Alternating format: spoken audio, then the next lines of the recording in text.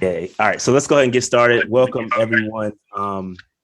My name is Rashad Beard. I serve as the vice president of the Tau Epsilon Sigma Alumni Chapter Phi Beta Sigma Fraternity Incorporated. Today, we're here to talk about a very important topic that people fail to address until it's too late, or whether it's a lack of education to plan properly an event. And this is for an event that everyone must face. We all must perish at some point, unfortunately. It's a reality. We can't get around it.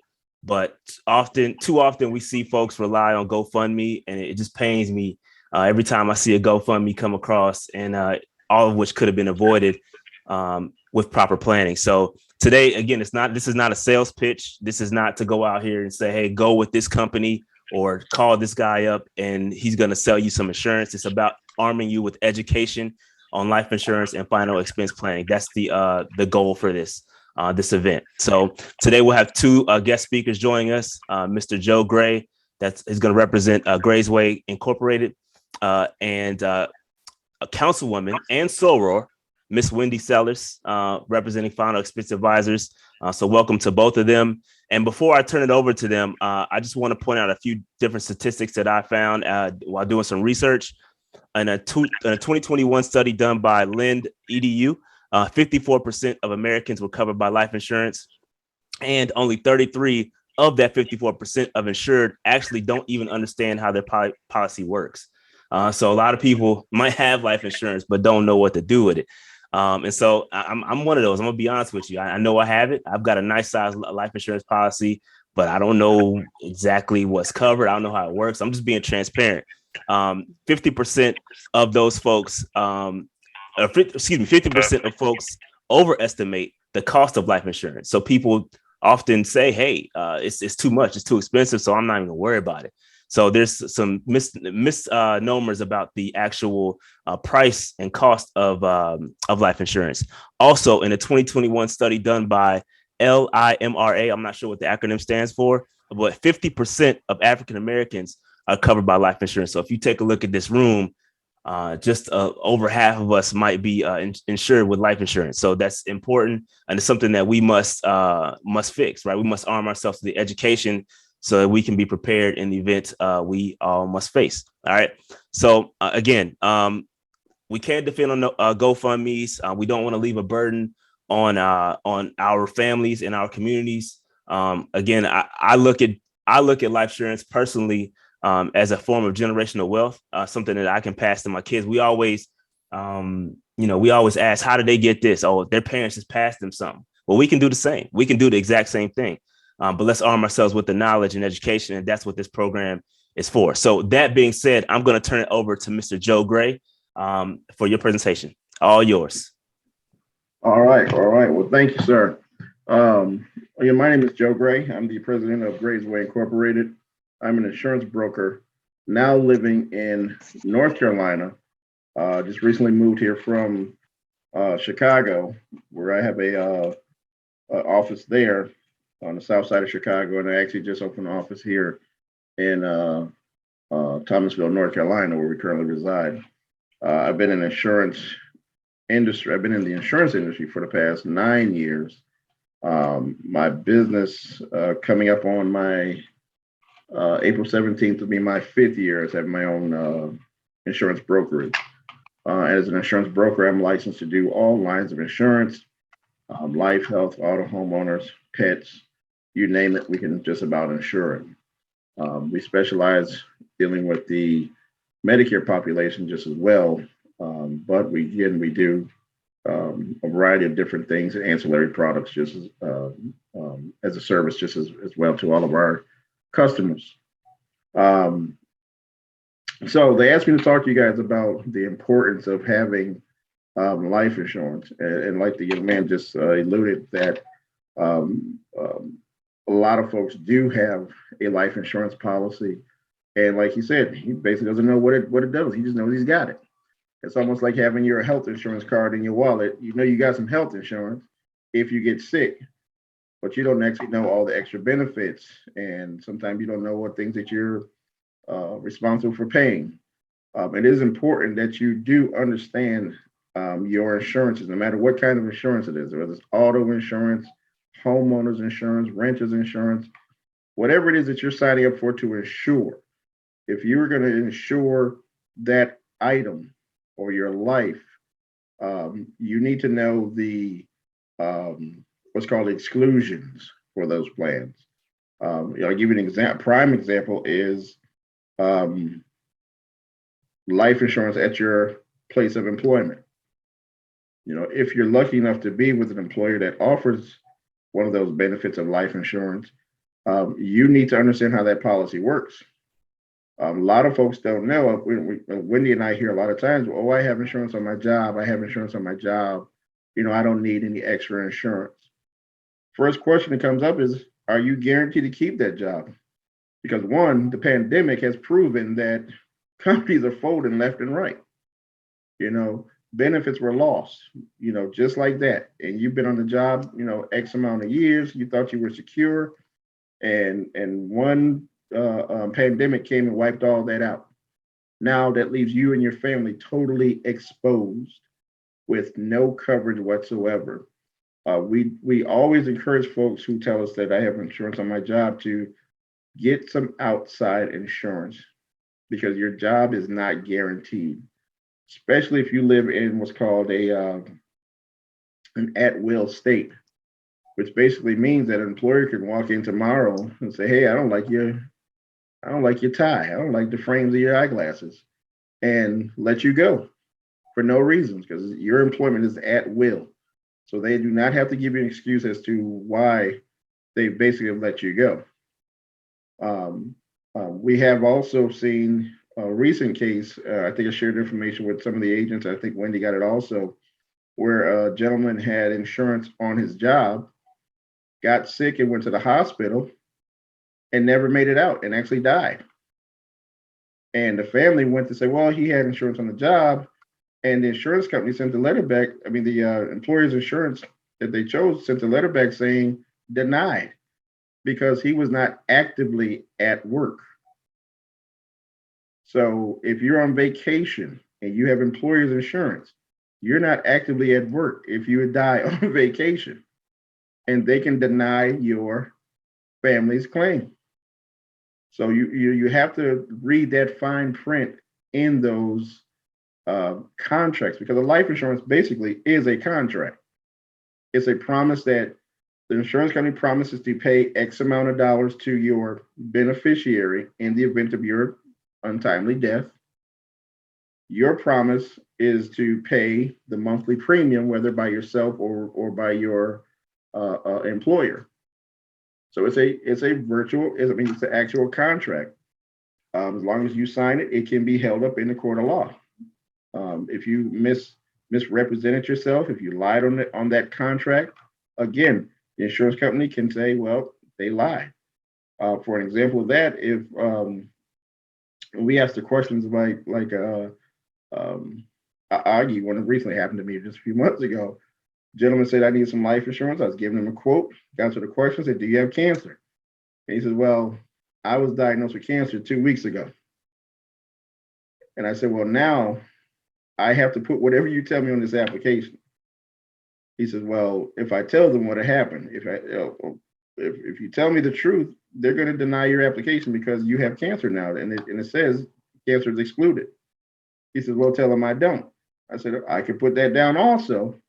But in the event of your death, if they look back into your records, and when they look at that death certificate and says that you died from cancer, they look back on today's date when we did that application, and then they look back at your medical records and found out from today's date, you found out 2 weeks ago that you had cancer, and you had $100,000 policy your family was expecting, they get zero. They will get absolutely nothing because it is a contract.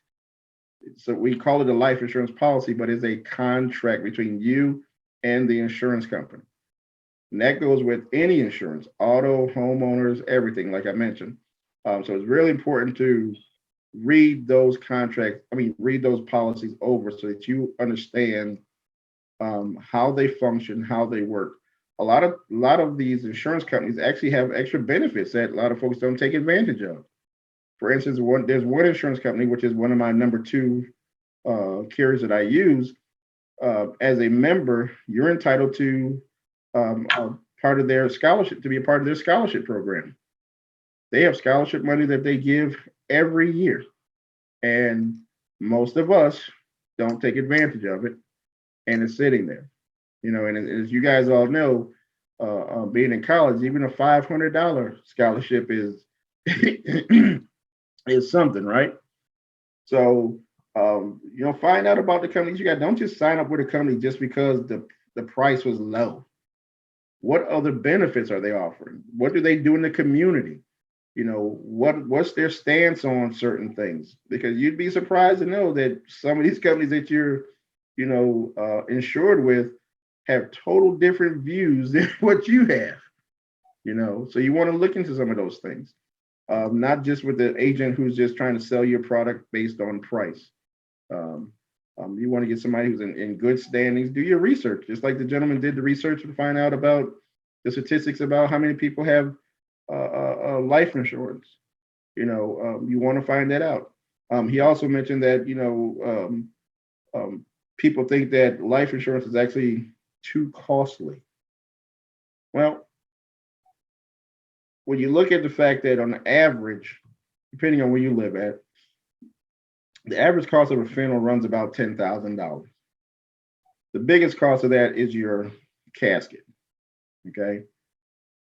You can, and I kind of had to break things down to folks over the years to say, look, you have a choice. Someone dies in your family pre-COVID, you have roughly 7 to 10 days to get them buried in the ground.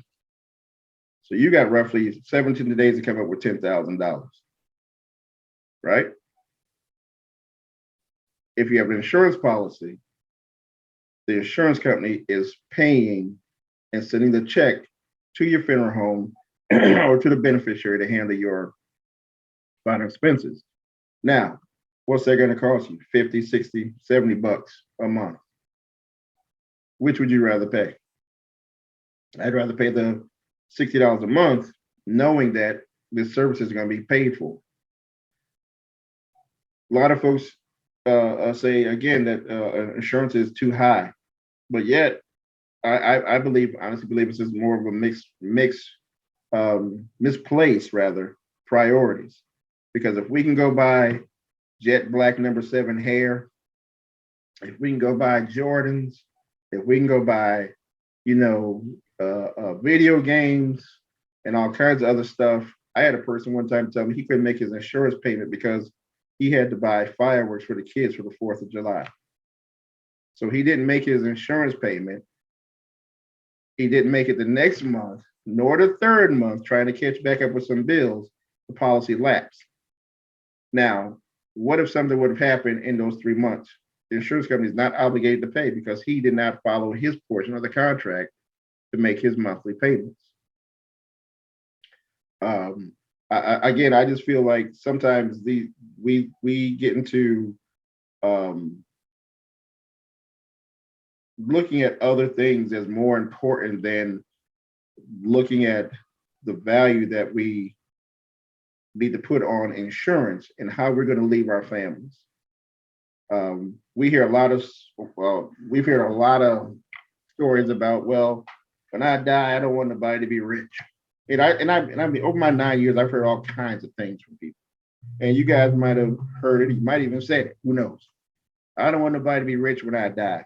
I think that's the most selfishest thing you can say. Imagine if your big mama had left you $10,000 or $25,000 when she passed away. You could have gone on to college. You could have started a business. You could have done so much more than having to struggle to get to where you are or try to get through life. So why is it that we now make more money than our forefathers did, grandmama and all of them? We make way more money now, but we have less to show for it. They struggled to get us to this point, and they always had that man coming by the house. Grandma, the insurance man knocking at the door, he coming to get that 50 cent or that dollar or whatever they were putting on that life insurance that they had on you. to make sure that you were covered. Now here we are making thousands of dollars more than our grandparents, and we turn and say, well, no, insurance is not that important. I don't need it. I don't need it right now. I'm good because I'm young.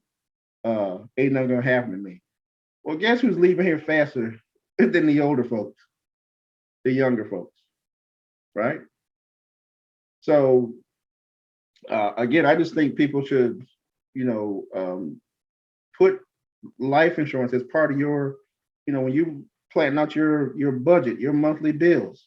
You got to keep a roof over your head. So mortgage, rent is number one, right? You got to keep your lights on. You got to keep that gas going. Because you're putting your monthly bills together, life insurance should be within that 5 to 10 items that you say are vital for you being to take care of your home and your family. A lot of folks put life insurance as the very tail end, as if it's one of the luxuries. We see people with the cable bill higher up the list than the life insurance, as if you can't live without cable, right? Because I've never seen a cable company come to anybody's funeral. Never. I've not seen Comcast, Spectrum, Direct TV. None of them have showed up and said, oh, Miss Smith was a good customer. She paid her bill on time every month. But which one of y'all going to take over her service? Because we need that box back in the next 2 weeks. Okay. That's basically how that's going to roll, or else it's going to be shut off. So I think we should look at insurance as a vital part of our livelihoods. And again, generational wealth.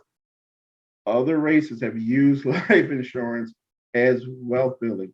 We can, if Wendy and I were to sit with someone right now, and it's unfortunate to say, hey, your quote is 75 or $100 a month.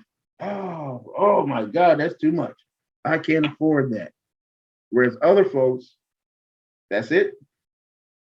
But they have $100,000 worth of insurance. They don't even blink.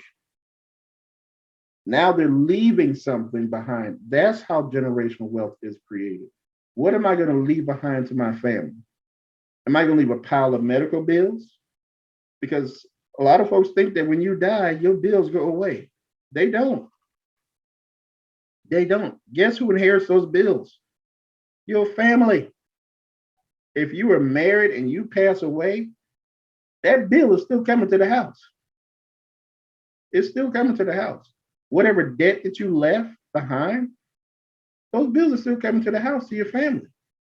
So right now, you're going out to the movies on Saturday. You're eating pizzas on, Friday night. You're having a good time living the life.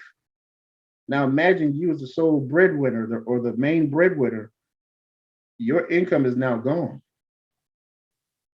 There is no more Saturday night pizza and movies and all the luxuries that you're doing right now, vacations. Now your kids have to go from private school to back into public school. Now your spouse has to get a job or 2 jobs. Now the lifestyle changes. There's no more Jordans now. Now you go into Walmart getting them tennis shoes. And you know your kid's going to hate that, but that's all you can afford, right? So we have to look at, when we're talking about generational wealth, invest. It's an investment into your own family is really what you're doing. If you can afford to invest into other investments, crypto and the stock market and blah, blah, blah, you can afford to put money into life insurance. If you have a business, you must have some degree of insurance to protect your business. If you have a cell phone, you have insurance. Car, you have insurance. These are mandatory things, right? Except for the cell phone. Your house, you have to have homeowners insurance. You have to have health insurance. Why is it we don't say life insurance is just as important?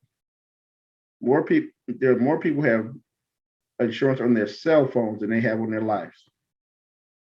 Wendy and I actually give away a free life insurance policy. Free. Now they told us not to say free. They told us to say no cost. It's for $3,000. And I've told Wendy story because I've given away over 700 of them. And people come to me, oh, I already got life insurance. I don't need that. I got it. I'm not trying to replace what you got. I'm trying to just add to what you got. I'm giving it to you it's a service. No, I don't need it. I said, well, let me ask you this. In the event of your death, if I knock on the door and I say, hey, here's a $3,000 check for your loved one, just because they signed up for this plan and we gave them a $3,000 and here's a check because they passed away. I said, do you think your family going to say, no, sir, no, please take that money back. We don't need it. Or are they going to snatch that check so fast out of my hand, they end up taking my bracelet off at the same time? Which one do you think they're going to do? Anybody? Shake a hand. Let me see y'all. They're gonna snatch that money up, right? They're gonna be free. And we give it away free. You would think people be lining up outside our door to get one of these. And they're not. Why? Well, it's one of the big questions that whenever we hear something that sounds too good to be true, what do we say? What do we say? Anybody? It is. If it's too good to be true, it is. Yeah. What else? What's the first thing we say when we hear something that? It's a scam. Okay. What else? What's the catch? Yeah, there you go. There's a catch. There you go, Miss Anderson. What's the catch? That's the first thing we know. What's the catch? What's the catch? What's the catch? Well, with that particular product, it's called an accidental death policy. Oh, I knew it. I knew it was something. It had to be something. Well, did the doctor diagnose you with some type of terminal illness? No. Do you have something going on health-wise? No. 9 times out of 10, if you die today, guess what it's going to be from? An accident. What's an accident? A car crash, fire, drowning, a stray bullet, or an intended bullet. Anything, a tree fall on your head. How many people have slipped on the stairs going down some ice in the wintertime, hit their head and die? Accident. And we give it away. Doesn't cost them a single dime for a whole year. You would think people would be knocking our doors down to get to this policy. But it's because we're so skeptical. And that's part of the reason why people don't get insurance, because they're skeptical of not knowing how a policy works, and the famous "you jinxing me." Don't jinx me. Don't jinx me. Oh, don't jinx me. Well, I don't want to talk about it, but guess what? You're gonna die. You gonna die. You don't know when you're gonna die. Question is, how are you gonna leave your family when you go? If you passed away tomorrow, didn't wake up, how your family structure is gonna be come tomorrow? Y'all should ask that question. If you have a family, if you have a wife or a spouse or whatever you have, ask that question. Have that conversation. What would be the plan if you were gone tomorrow? Yeah, it's definitely a conversation we've had in our household, and I think it's important that not to just to be covered. Like, make sure you go through your basis on how much you need, because I own several rental properties. I have enough life insurance so that in the event I were to go, they could just take the money, pay off everything, and be set. That all the bills, everything will be covered. So I have that amount of life insurance on my head. So it's important that you calculate it. And I think if there was a way, and I think if there's a number out there or a calculator out there that you could insert all of these numbers, your bills or your debt and all that stuff, and spit out. I'm pretty sure you have something like that, but I think that'd be very helpful for people to determine how much they actually need. Right. There are some. There's one on bankrate.com, bankrate.com. I think you go there and you can put in, just like you say, your monthly bills, everything, and see how much insurance you need, because what you want to look at is how long do you plan on being dead? Forever, right? So take your current income. How many years do you want to support your family after you're dead? You know, and you can use those numbers to come up with that figure as to how much your insurance you really need. And of course, make it, affordable that fits within your budget. But remember, it's also an investment. And just like investing in the stock market, if you put $2,000 in something, you got to just let it sit there and ride.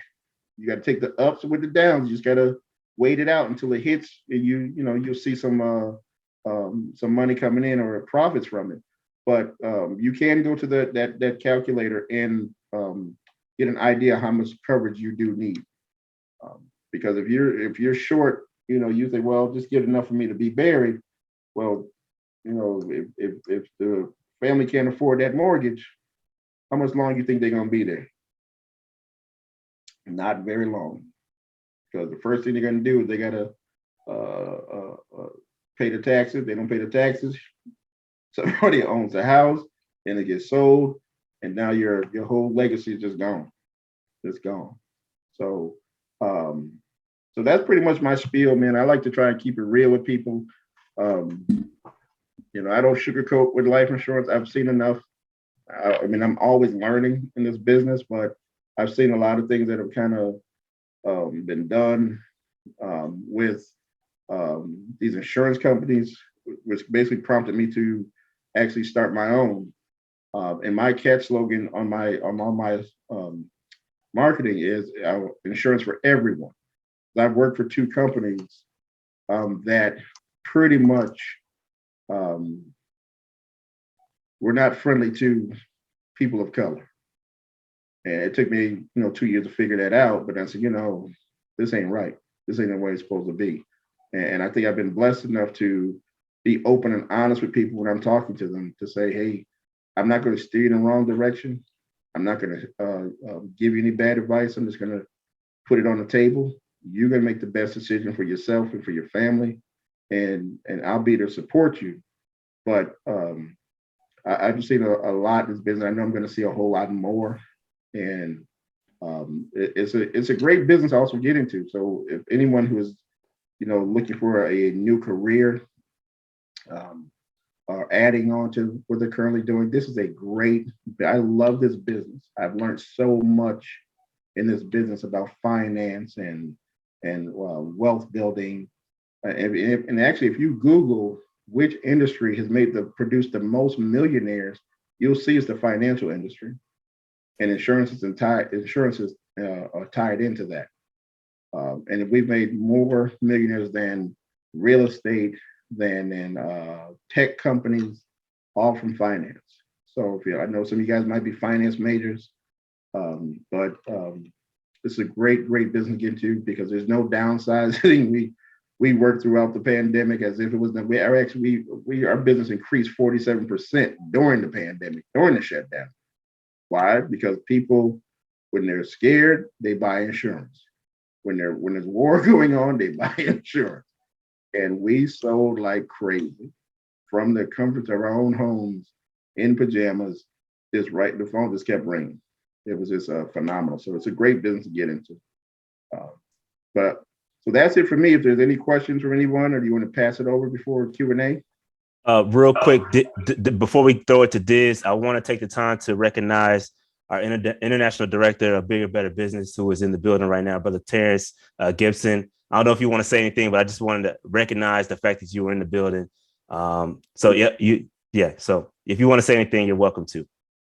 I just want to say thank you guys for sharing this wealth of knowledge to everyone. This is critical, man. A lot of people take things like this for granted. I have a lot of colleagues within the school system that I as an administrator, a lot of individuals has passed on, and their families was left with so much debt because several of them didn't take advantage of the insurance policies and things like that the school system offered. So I commend you guys for putting together this workshop in reference to this, because it's definitely something that's needed. So continue the great works that you guys are doing within your chapter, and make sure that you spread this information to the communities, because more often than not, a lot of people take this type of information for granted. So I just want to say thank you guys for the works that you're doing. Thank you, Brother Gibson. Appreciate that. You're welcome. Diz, go ahead. Yes, I do have a question. And it's interesting when you were giving those numbers, Rashad. It hit me kind of different, which prompted me to the question that I have. So, being that when you threw out the 50% number, I looked around at people's face, and people was like, and the thing is, when I heard it, the world that I come from, I thought that was a high number. I was like, you mean to tell me, because I don't know nobody with a life insurance policy. I mean, I know you guys, because y'all are stand-up gentlemen. Love you. But outside of my good bros and a couple of my professional people that I deal with, I don't know any that do. So I looked at the 50% as a good thing until I readjusted. So with that being said, it's scary that we can be at a point where just being satisfied with 50% of us getting right can be deemed as an accomplishment. So that's my first point. But that point brought up my question. With all that being said, and I don't know if you know this, is this a US thing? Is this here in the United States? Only 50% of us are getting it together? Or is this, hey, this is a global thing? People across the world struggle with prioritizing their life amongst their top bills. That study was an American study. I could tell you that. I'm not sure if it's a global problem. It could be. But based on the study and the numbers that I read off before we started, that was an American study. And of that 50%, was that broken? Those statistics, were they broken down into race? Yeah, so I only found the numbers for African American. It was 56% of African Americans. That's the number that I found. So I don't know the breakdown of everybody else, but I do know that it was increased due to the pandemic. Like you said earlier, what happens when things happen? We ran out to get insurance. And so when you said that, I was like, yep, that's exactly what the study said. When the pandemic hit, the numbers increased drastically because of that. So you absolutely spot on. And the fact that black folks were impacted by the pandemic more than any other demographic in the country. Right. So that didn't help either, right? So that increased folks saying, "Oh, I probably better go get this insurance, man." Yeah. And that just increased, and it just increased my thought process with which got me thinking even deeper when you drop the 30% of people that do have it. 30% of that 50 got it and just got it. I mean, they don't even know what they got. They got it because they just heard that, hey, I came up on some change. I know my parents didn't. So I might as well do this because this sounds like an adult thing to do. However, we really have no clue.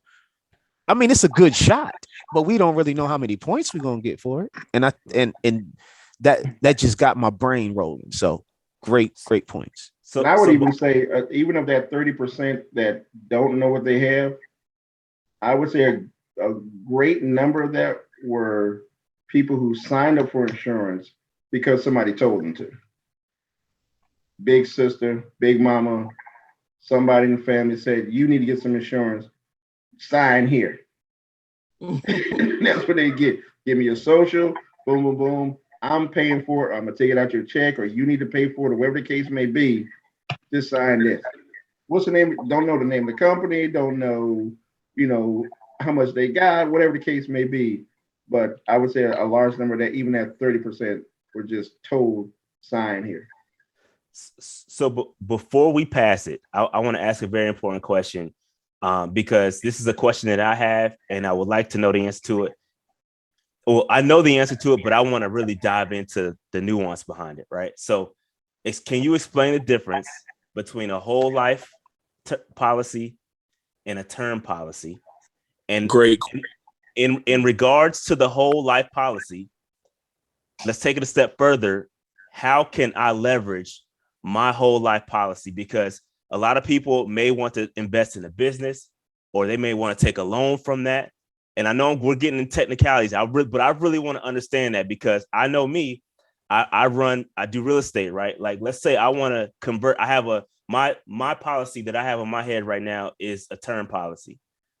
It's a 30-year term. I want to convert that to whole life, but I also want to be able to leverage that to do things with it, to invest with it. But I want to know I don't understand how that works. So can you explain the difference between term, whole life, and how we can leverage the whole life policy? I hope that's a clear question. I know I asked a lot. Yeah. I got what you're saying. Because even when you said that you had a whole lot of policies on top of your head, I automatically knew like he's got a bunch of term policies.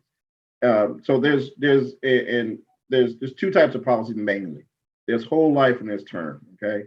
So with a term policy, they named it term because it does just that. It terminates. Okay. You can get a 1-year term, a 5-year term, 10-year, 20, 30-year term. You're 30 years old, and at the end of that period, let's say you're 30 years old, you got a 30-year term, and it's for $500,000. Well, at 30 years old, you might be paying $27 a month because you're young, you're healthy, you get a standard policy. Boom. At the end of that 30 years, at age 60, the policy now goes away. That $27 now goes away. So all that money that I paid, the $37, and I understand that. I just want to make sure it's clarified so everybody else on the call understands it. Right. So the $37 a month that I paid is gone. There's nothing. Right. Why? Because you didn't die. You didn't die within them 30 years. Right. So the contract said, if you die within 30 years, we're going to pay $500,000 because that's what you were paying for. Well, you didn't die. So there's no money coming back. There's nothing.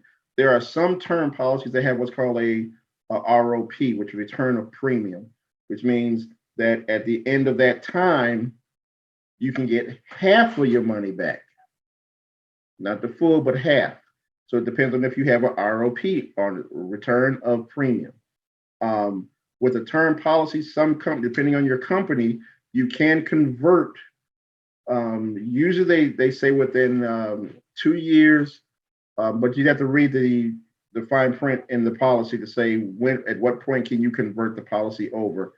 You can then convert it to a whole life. Now, you were paying $27 for it at age 30. You're now age 40. You say, well, I want to turn this over to a $500,000 whole life policy. Well, it's not going to be $27 anymore because it's going to cost a whole lot more now for that amount. So with a term policy, there is no cash value that's being built up. Also, it's almost like you're renting insurance. Okay. At the end of your lease, you move on, boom, there's nothing coming back. There's no deposit, nothing. Now the other option to that is a whole life policy. And it does just that. It lasts your whole life. And depending on what company you're with, it may go from up to age 100, which is the end of the contract, or it may go up to age 121, which is the end of your contract. Usually at the end of that contract, you are now 100, let's say it's a 100-year contract. You are now 100 years old. You were paying $40 a month for your policy. On your birthday, 100 years old, and the very next day, 101 day, you have outlived the contract. They will now, depending on your company, they will now return all your money back to you because you've outlived your policy. You've outlived the contract. Contract is done. Now at that point, you ain't gonna be able to get no insurance because you've aged out pretty much at that point. But and the crazy thing, more and more people are actually living to 100 due to medications and technology. So it's not unusual anymore to hear somebody who's 101, 102, and still walking around just as spry as they can be, because it's possible now. The cash back, I mean, the whole life policy also builds cash value. So when you're talking about how can you leverage it to do other things, your cash value actually builds over years. And depending on if you're with a company that's a mutual investor where they're investing part of your premium into the stock market, which is giving you dividends. So you're getting cash value and you're getting dividends, and they're growing. If it's a mutual company, your cash value is also building. Even if you didn't have the mutual company, it also builds. Let's say in 30 years, you've got $15,000 built up in your cash value. You can, at that point, utilize those funds and take out what's called a loan. The insurance company will give you a loan of your own money. It's generally lower than the interest rates at any bank. So you're looking at maybe, I don't know what they are currently right now, but maybe 5 to 7% on the loan amount. But you take the $15,000 and you can use that to start the business, use that to do other things, college funding, whatever it is that you need the money for emergency.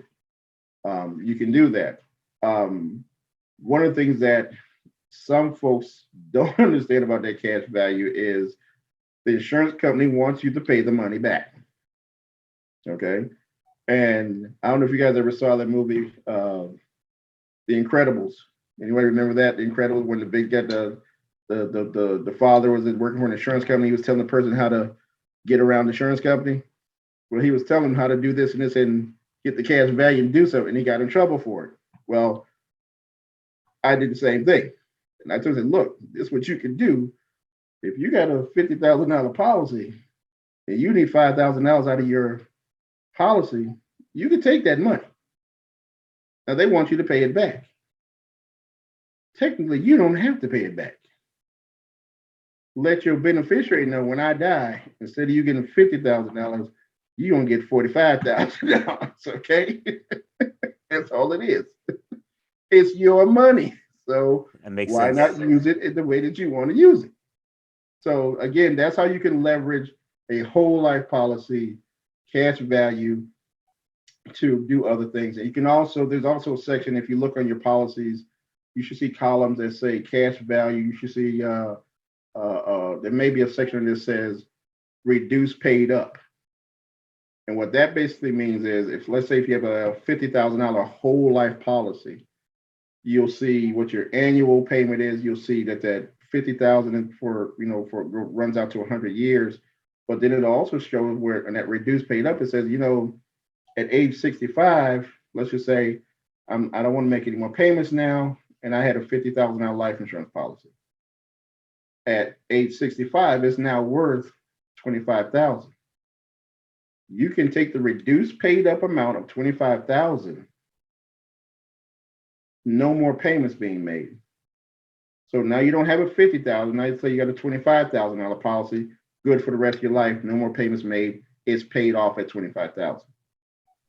Okay, so you put that extra monthly payment back into your fixed income, but you have a $25,000 life insurance policy for the rest of your life.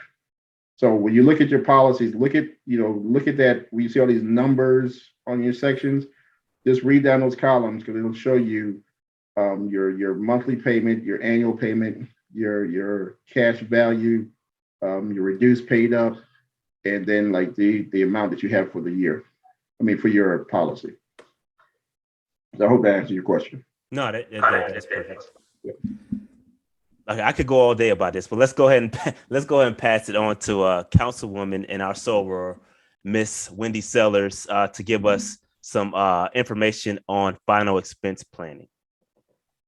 Well, thank you, and Mr. Gray, he just does an amazing job just giving this information out, and I have learned so much from him about life insurance. I'm recently in the industry and just, recently got my life insurance license.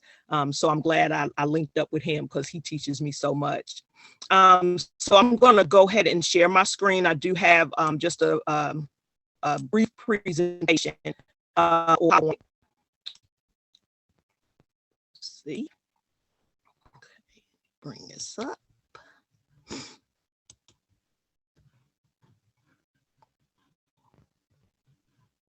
Okay, can you see it?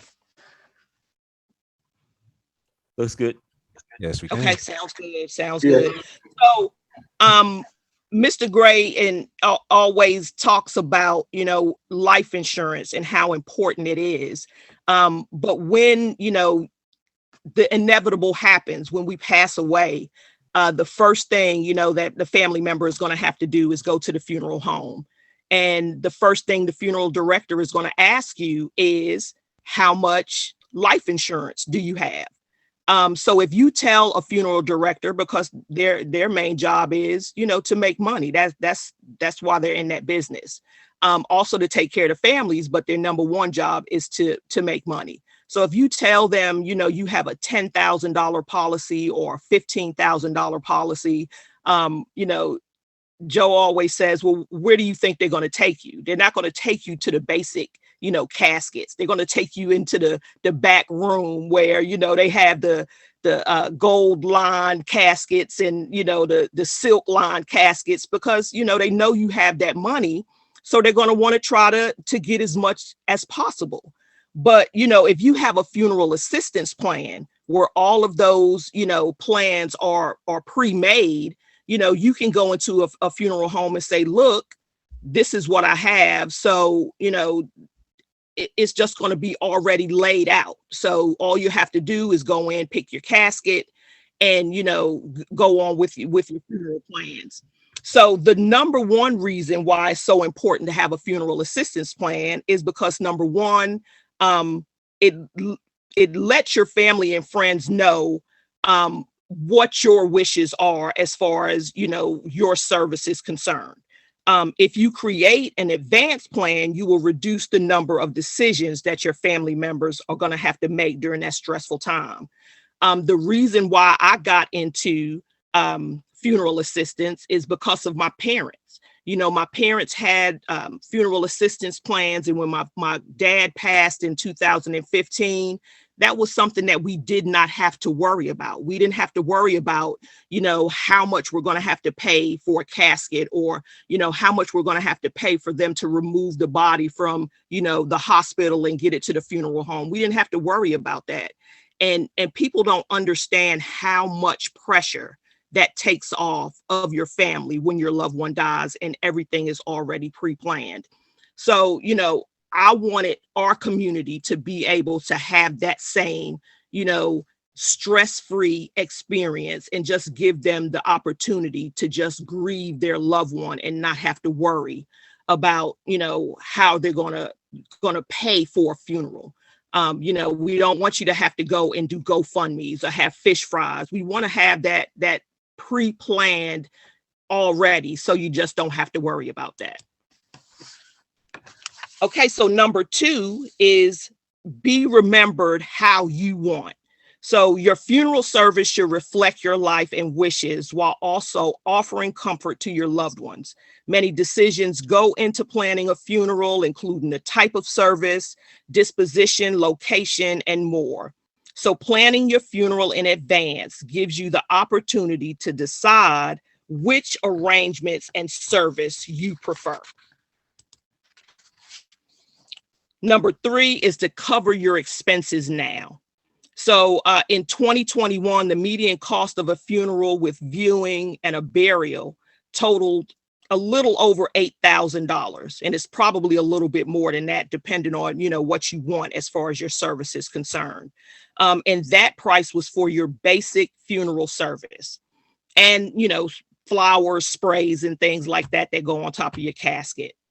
So by pre-funding your funeral arrangements, you ensure that your family is not burdened by financial costs.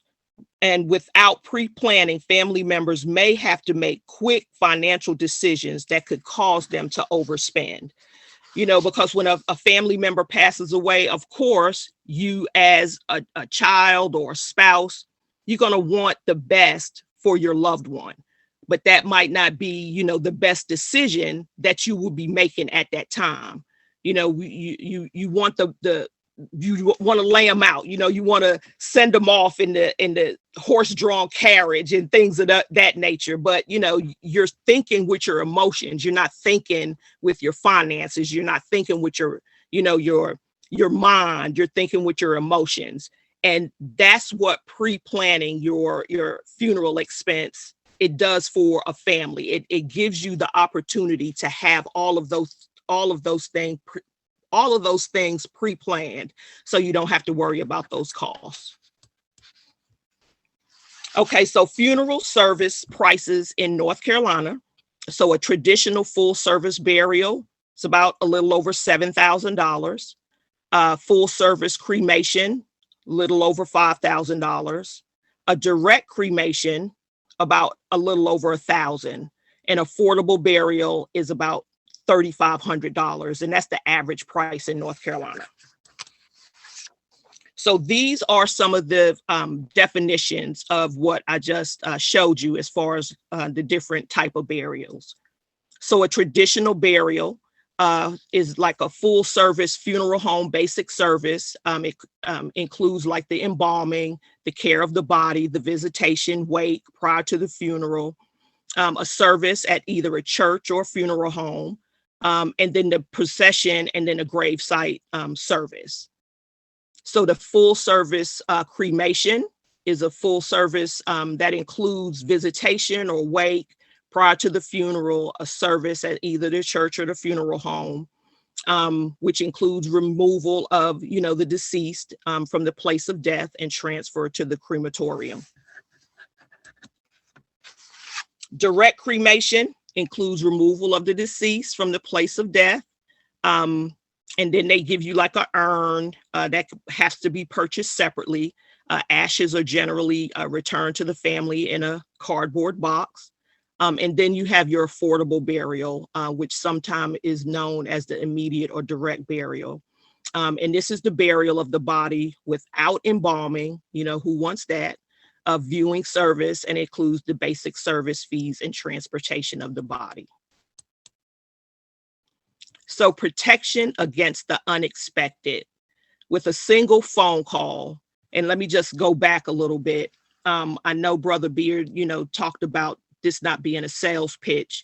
And we definitely don't want this to be that, but we want to let you know what is, in my opinion, some of the best plans that are out there. So like I told you before, when my father passed away, and my mother actually has a plan also, which is a pre-planned funeral expense plan. You have to pay for those things individually. My dad had a plan, and then my mom had a plan, which came with two separate costs. They paid those costs monthly. Mr. Gray has introduced me to an amazing company called Assured for Life. And with this plan, it covers up to 7 people in your family for one monthly fee. And I just thought that was such an amazing plan. I actually, canceled my funeral expense plan, which I had on me and my husband, and took out this plan because I can include myself, my husband, my 4 children, and I actually included another family member on that plan, which, covers everything and pre-plans for all seven of us. So protection against the unexpected, and with a single phone call to Assure, in the event of a death, our team of experts will take full care of all funeral arrangements as well as payments of basic funeral expenses. So you and your loved ones can focus on caring for each other. And that's the most important thing, in my opinion, at that time when, you have a loved one that passes away, that should be the number one thing that we as family members do, is to make sure that we're taking care of our loved ones. If anybody, here has had a loved one pass, how stressful it is and how hard it is to lose a member of your family. And it's just really important to make sure that, we take care of each other and make sure that everybody is grieving and just, being supported. So this is Assure for Life, which is a funeral assistance plan. as I said previously. And Assured for Life is it's not an insurance policy, as Mr. Gray, spoke previously about the different types of insurance policies. This is not an insurance policy. So therefore, it does not dispense funds to individuals after the passing of a loved one. But what it does do is renders a service, and it assists families when facing the death of a loved one. It provides them with peace of mind, protection, and all the benefits established in the membership. So we cover all 50 states in the United States, including Washington, D.C., Puerto Rico, the U.S. Virgin Islands, Latin America, and the Caribbean. So the main benefits of Assure for Life, as you can see, it's a basic funeral cost within the covered area, transport of the deceased within the United States or to any country in our coverage area, a round trip airline ticket, which is exclusively for the plan holder. Members age 65 or younger can be included regardless of kinship to the holder, the policy holder. So that means, like I said, you can insure your family members, you can insure auntie, you can insure uncles, cousins, co-workers. They don't even have to be, in your immediate family or related to you at all. So you can insure anybody that you want to. If you want to give a gift to somebody, it doesn't have to be your family. Parents or partners of the plan holder up to 80 years of age can be added at the time of enrollment, and coverage won't expire as long as the membership is paid. And you have to have a maximum of 2 people. So these are some of our benefits: basic funeral costs, like I said, transport of the deceased within the US or to any country, Latin America or the Caribbean, the round trip airline ticket, family plan members age 65 or younger can be included, up to 80 years of age. Okay, we went over that. Okay, so this is what our plans cost. So this is the one-time yearly fee, but you can make those payments monthly. And for us here in North Carolina, it is $60 a month with a $30 one-time enrollment fee to cover up to 7 people. So that's all I have. That's our funeral assistance plan. So I don't know if anybody has any questions. Let me stop sharing. Do we have any questions And out there? No, I don't have any questions. This is Brother Vendell Brooks. No questions, everyone. Just want to make one comment. It's a great presentation. Tomorrow actually makes 1 year that my father passed away. And I can say it from firsthand. When somebody already has their stuff in place, it is a breath of fresh air. It really My is. father and my mother both passed away last year, and they had their stuff together. Yeah. All I literally had to do was show up and sign, and their stuff was already picked out, and I got a chance to just grieve and say goodbye. And so at that point, my wife and I sat down and said, we got to get ourselves together. We have kids, we have a family, and we got ourselves together. And so I'd be remiss by saying that, please pay attention to this. This is very important, regardless of if you choose to go with them or somewhere else. Just get some coverage. It's real. Yeah, it's definitely a tough topic. The 04 LBs in the building, we definitely know what it's like. We had to deal with it back in 2012 when we had to bury Rashawn. And it's tough. Like, we had to raise money, and we were not in the position we're in right now. Like, we're all pretty financially good now, but back then, you're talking 10 years ago, it was tough. And so we had to scrounge together and, make it happen. But none of that was in place. So as you were saying, like, everything was picked out and you had everything picked out. We didn't have any of that. Like, we really had to choose everything on the fly. And it was a struggle. It was a struggle for sure. So that's definitely something that's very important. Any other questions? We will get, do you guys want to give out your contact information or put it in the chat, or you can say it and put it in the chat as well so that everybody has your contact information? Okay. Well, again, I'm Wendy Sellars. My cell phone number is area code 336-880-7779. And I'll let Mr. Gray give out his contact number, and I'll put mine in the chat also.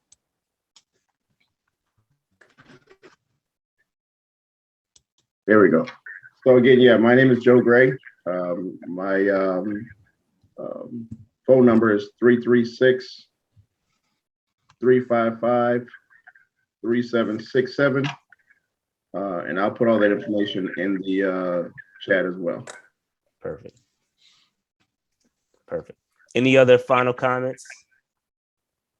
Questions? Yeah, I was just gonna say, great presentation, you all.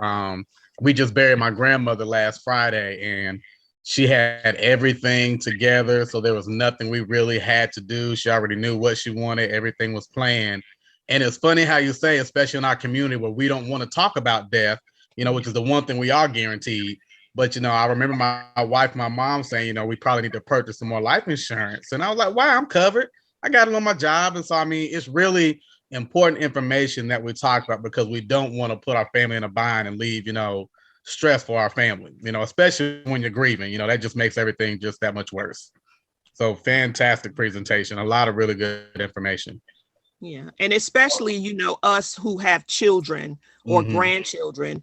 I'm a 27-year employee of the state of North Carolina. And as soon as I got hired, that was the first thing that came through was a life insurance agent. So I got life insurance policies on my children. I got whole life insurance policies on my children. So, they have those policies if they want to. They don't know it, but I know it. If they decide that they want to get a car or something, I can go to their policy and pull out a down payment for them. I'd rather for them to work for it, but it's there in case they need it.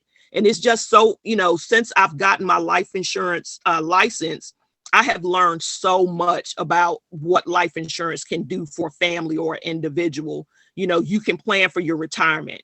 You can, send your children to college. You can plan for, if you want to remodel your home. It's just so much you can do with life insurance. But, it just seems like our community either doesn't know or they're not open to it.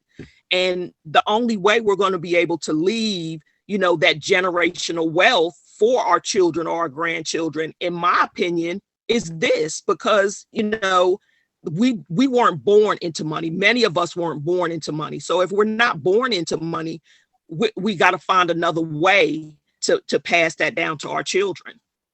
So, when a Caucasian person dies, the first thing they ask is, how much money did they get? Because they know that their family members is going to leave them some money. They're going to get a life insurance policy for $100,000, $200,000. Yep. Us, we trying to do fish fries and GoFundMe so we can put people in the ground. And it's ridiculous.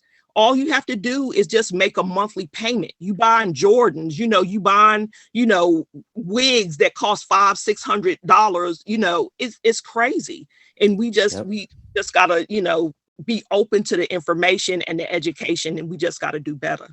Yep. It's great point. And you just gotta plan, right? You gotta, what's the saying? Proper plan prevents piss poor performance. Absolutely.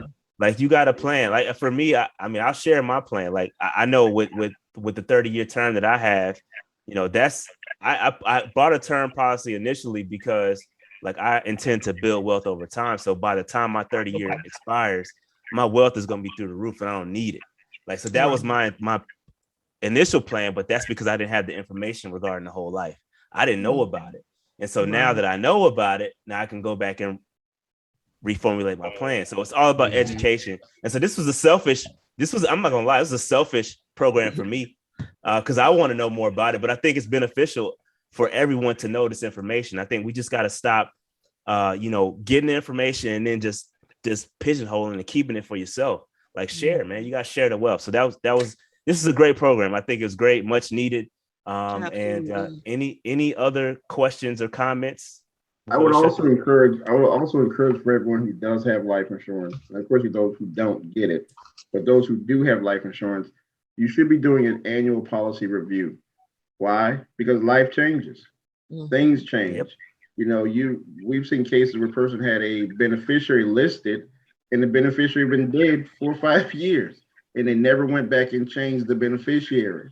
New children were born into the family, marriages, and they never updated their policies. You can have a whole life and a term policy combined together, especially if you have children. You get $400,000 while you got kids and they're young, and it's 20 years. Well, 20 years, those kids are grown now. You don't need as much insurance. Now you can just fall back on the smaller whole life policy for maybe 25,000 or so, just to take care of your final expenses.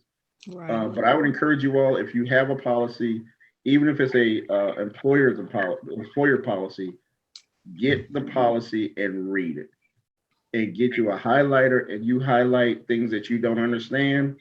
And you can contact myself, contact Wendy, contact your agent that you currently or got the policy through, or even the company, and say, hey, explain this to me so I fully understand, particularly that employer's insurance, because there is a clause in there that says you have to be actively at work in order for that policy to pay.